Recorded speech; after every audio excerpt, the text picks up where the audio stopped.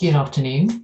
This is our second Facebook Live training, and it's a bit weird because there's a time lag on the video. I can't look at it because it's driving me nuts. So, but I'm going to move past that. And if you drop in and you make a comment or send me some love, as they say.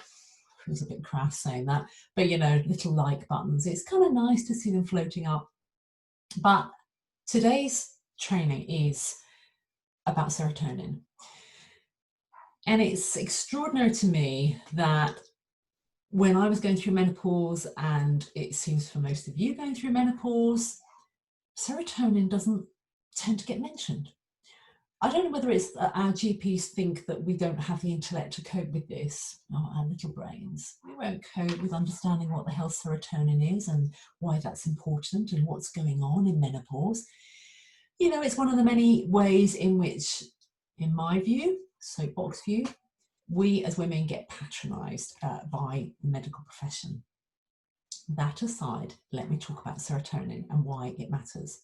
So, I'm no expert on hormones, but I've been working in a clinical capacity as a hypnotherapist for quite a long time, and very focused on the neuroscience of what goes on with anxiety and the kind of chemicals that impact on our sense of well-being and what causes us to feel more anxious or more calm, in very simple terms.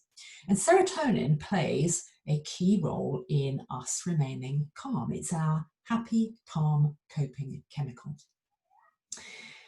So here's the thing. When we get to menopause, our estrogen levels drop. We go, yeah, I know that. I know that. You know that. And our GPs know that. So forgive us, HRT, if that's suitable for us and if that's what we want. It wasn't suitable for me and it wasn't what I wanted. So it didn't go beyond that. It's like, oh, well, you know, it didn't seem too bad. You know, I was kind of coping with the physical side of things, as you do.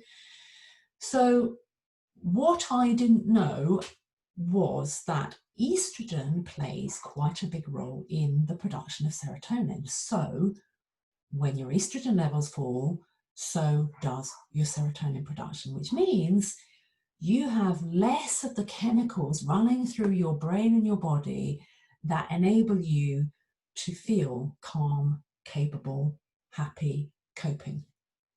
Now, it's not the only way you can change the way you feel or the way you respond to your anxiety or stuff going on, but if you don't even know that that's one of the problems when you hit menopause is your serotonin levels are just going to drop off a cliff, then you're not thinking about, well, what evasive action can I take? What could I do that's different? And you might think, oh, I better do the HRT then because that's all about estrogen. But sadly, that's not always enough.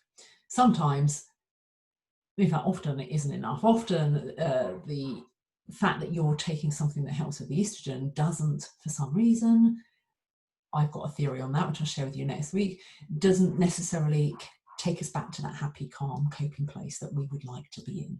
So the next least line of resistance that our GPs tend to offer is, oh, you better have some antidepressants then, because the most common forms of antidepressants are what's known as serotonin reuptake inhibitors, which means they enable your brain and your body to retain the serotonin that you have, which is in depletion, for longer.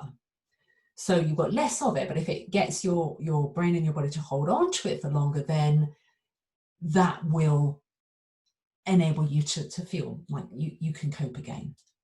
And that fundamentally is what most basic antidepressants are like. So that's why many of you are given them when you go to the doctor. I feel anxious, I feel low, I can't cope, I used to be able to do this. That's why they give it to you. Now, for some people that's enough, and so for some people you're completely okay with that. And I'm not here to judge one way or the other. I'm not your doctor and I'm not living your life. Only you know how you feel. But I wanted you to understand why serotonin is important and what is going on sometimes when you're prescribed those kinds of medications.